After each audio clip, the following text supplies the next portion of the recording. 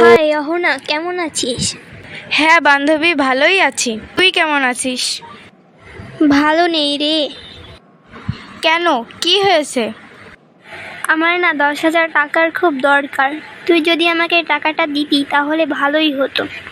আচ্ছা, এই ব্যাপার। আচ্ছা, আমি তোকে 10,000 টাকা দিচ্ছি। থ্যাঙ্কস অহনা, তোর ঋণ আমি কোনোদিনও শোধ করতে পারবো না। তুই আজকে আমাকে টাকা দিয়ে অনেক বড় উপকার করলি। বন্ধু হিসেবে এটা তো আমার কর্তব্য।